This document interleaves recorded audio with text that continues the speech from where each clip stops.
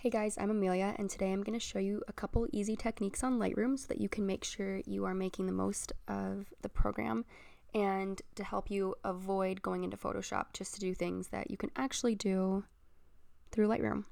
So this is one of my photos that I've selected to show as an example. This is already edited, and you'll see down here at my 12 examples, they are mostly of my sister because I just shoot her more frequently. But let's just start with this one. So you'll see that the grass is kind of desaturated and there's no distractions in the background. I'm going to show you how to do that. So here it is before. You'll see telephone poles, neon green, super tacky looking grass, and then her skin tone is kind of cool and it just doesn't look good. So here we go, before and after. So I'm going to reset this image and show you how to do that for yourself. Okay, so I'm going to start by applying a preset. Honestly, presets are not a cure-all, and you can't just buy one and then, all your editing problems are solved. You still need to understand how to use all of this on the right of your screen, or a preset does you no good. So this is the preset. It's from Visco Pack 6 Push Pull. It's Portra 160+1. I use it for every single image, whether I'm shooting a reception or a wedding or a headshot, whatever. It just keeps my work consistent. So here we go. I'm going to apply that. And that looks nothing like my final product because, like I said, I'm going to tweak it a lot. So first, you can see it's kind of cool. I'm going to warm it up a bit. And then I'm going to make it a little more pink just to make her skin look less green. Okay, that looks pretty good. While you're shooting, I would recommend shooting in Kelvin. It's just a white balance setting where you can choose how warm or cool it is. I wasn't doing it at the time that I shot this, but if you shoot in Kelvin around 6,500, your skin tones will be pretty natural and pretty warm. So that's just a tip. Other than that, you're usually fine shooting in auto. Okay, so for exposure, I definitely want it a little bit brighter. Contrast looks fine, if not too heavy. I want to bring my highlights down. So when I bring my highlights down, I just do that to preserve detail. So if you look at the lace of her dress, when the highlights are too high, you can't see much of it. So just bring them lower, especially if the sky were showing. This would just bring a lot of detail back into the image. I do bring my shadows up a little bit. And just by messing with the shadows and the highlights, we've taken care of contrast. So I don't really want to use this. And I also kind of leave my blacks and my whites at a neutral place. Clarity, I like to bump that up just a tiny bit. I don't touch dehaze, vibrance, or saturation because we'll do that later with the HSL sliders. So this here's the tone curve. It's actually really, really complicated, and even I still struggle with it, especially when you get to the red, blues, and greens. As of now, I'll just give you a quick rundown, but we won't mess with it too much.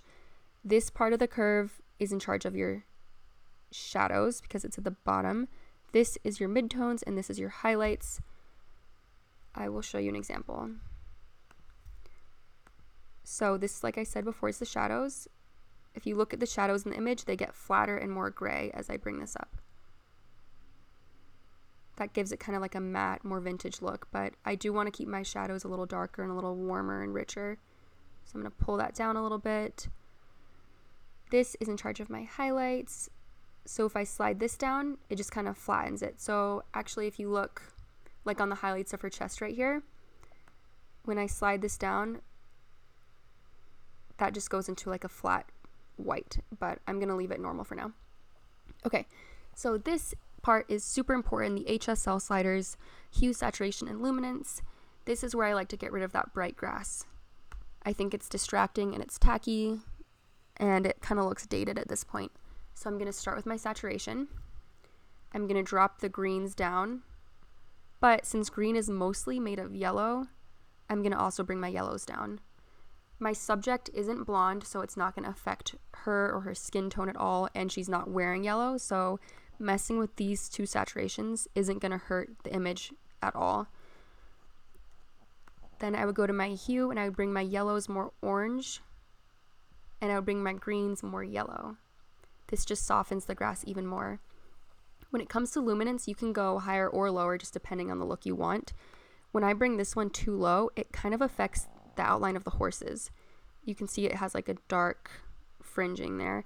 So I'm going to bring it up instead and just make the grass a little brighter, and same for the green. And there we have completely desaturated our green grass. Here's what it would look like all the way. I'm just going to leave it somewhere in like a happy medium, like right here looks good, and we'll just do a before and after. So I'm going to go to split toning now because her skin doesn't really look warm enough to me and the shadows don't look warm enough. So basically, this is just going to be the color tone of your highlights.